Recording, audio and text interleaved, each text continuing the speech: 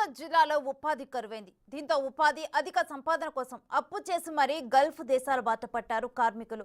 అక్కడ వేతనాల మాట ఏమిటో గాని వెళ్లిన కార్మికులు స్వగ్రామానికి తిరిగి రావటం కూడా అనుమానంగా మారింది. ఈ క్రమంలో ఉమ్మడి కరీంనగర్ జిల్లాకు చెందిన 2 వ్యక్తులు గల్ఫ్లో అదృశ్యమయ్యారు. ఇప్పటికీ వారి ఆచూకీ లభించడం లేదు. బాధిత కుటుంబ సభ్యులు కన్నీటి బాధ వర్ణనాతీతం. నెలలు గడుస్తున్న తమ కుటుంబ యజమాని ఆచూకీ దొరకటం లేదని దుఃఖిస్తున్న వారి వ్యధకు పరిష్కారం ఎన్నడు?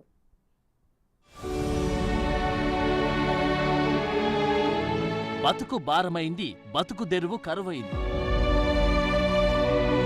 కుటుంబ సభ్యుల ముఖాల్లో కనిపించని ఆనందం.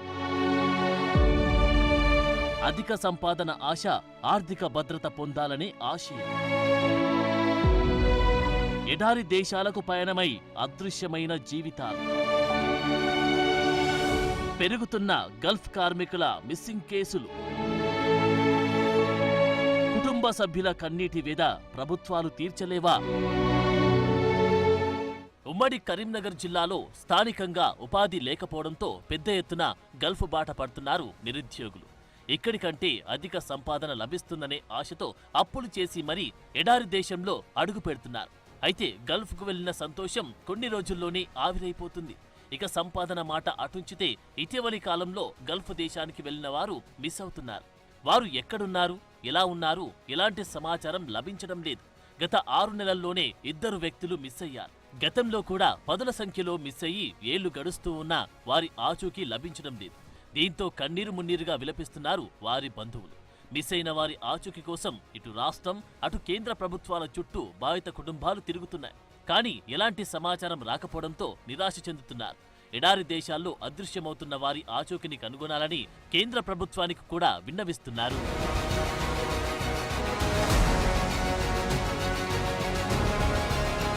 కరీంనగర్ జిల్లా గన్నేరువరం మండలం గునుకుల కొండాపూర్కు చెందిన చొక్కల శ్రీధర్కు స్థానికంగా ఉపాధి లేకపోవడంతో 15 నెలల క్రితం దుబాయ్ వెళ్లాడు.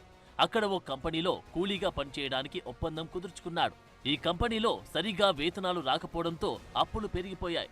దీనితో అనారోగ్యానికి గురయ్యాడు శ్రీధర్. ఈ క్రమంలో స్వగ్రామానికి రావాలనుకున్నాడు. అయితే అతని దగ్గర డబ్బులు లేకపోవడంతో ఇక్కడి కుటుంబ సభ్యులు కొన్ని డబ్బులు పంపించడంతో పాటు విమాన టికెట్ కూడా కొనుగోలు చేశారు. అయితే గత అక్టోబర్ 2న దుబాయ్లో విమానం ఎక్కాల్సిన శ్రీధర్ మిస్ అయ్యాడు. అప్పటినుంచి శ్రీధర్ ఆచూకీ లభించడం లేదు. శ్రీధర్ ఫోన్ కూడా పనిచేయడం లేదు. దీంతో 10 నెలలుగా శ్రీధర్ రాక కోసం కుటుంబ సభ్యులు ఎదురుచూస్తున్నారు. శ్రీధర్ అసలు ఎక్కడున్నాడో, ఎలా ఉన్నాడో తెలియక ఆందోళన చెందుతున్నారు కుటుంబ సభ్యులు. తల్లిదండ్రులతో పాటు భార్య, 2 పిల్లలు శ్రీధర్ రాక కోసం ఎదురుచూస్తున్నారు. శ్రీధర్ సమాచారం కోసం కేంద్ర హోంశాఖ సహాయ మంత్రి బండి సంజయ్ని కలిసి విన్నవించారు. ఈ సమస్యను విదేశాంగ మంత్రి దృష్టికి తీసుకెళ్తానని హామీ ఇచ్చారు బండి సంజయ్.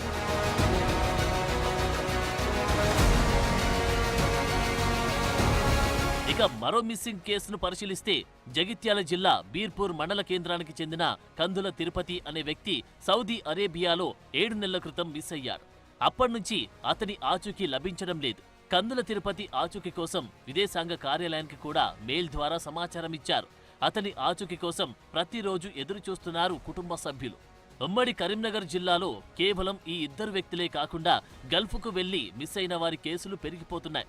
గల్ఫ్ ఎన్ఆర్ఐ విషయంలో ప్రభుత్వం దగ్గర సరియైన విధి విధానాలు లేకపోవడంతో వలస జీవులు అష్టకష్టాలు పడుతున్నారు.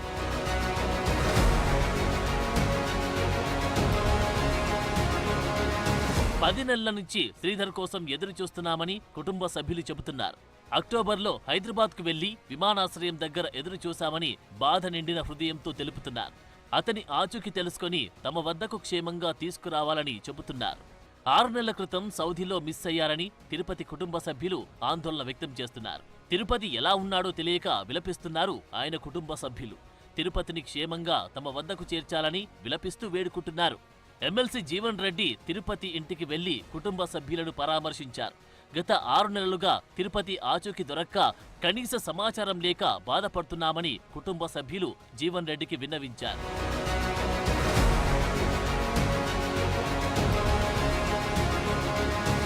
దేశంలో పాలకులు ఉపాధి, ఉద్యోగావకాశాలపై దృష్టి సారించకపోవడంతో గల్ఫ్ దేశాలకు మన కార్మికుల వలస అధికమవుతుంది. అయితే అక్కడ పరిస్థితులు కార్మికులు ఊహించినట్టుగా ఉండకపోవడంతో వారి బతుకులు అగమ్య గోచరంగా మారుతున్నాయి. దీంతో తిరిగి సొంత గ్రామానికి చేరుకోవాలనే తపన మొదలవడం, అక్కడ యాజమాన్యాల నిబంధనలు, వేధింపులు వెరసి గల్ఫ్లో మన కార్మికుల జీవితాలు అంధకారంలో మగ్గిపోతున్నాయి. కేంద్ర ప్రభుత్వం తలుచుకుంటే ఈ సమస్యలను అతి సులువుగా పరిష్కరించవచ్చు, కానీ అలా జరగడం లేదు. కారణాలేవైనా గల్ఫ్ కార్మికుల మిస్సింగ్ కేసులతో వారి కుటుంబ సభ్యుల కన్నీటి వెదకు తెరపడేది ఎప్పుడనేది ప్రస్తుతానికి జవాబులేని ప్రశ్నగానే మిగిలిపోయింది.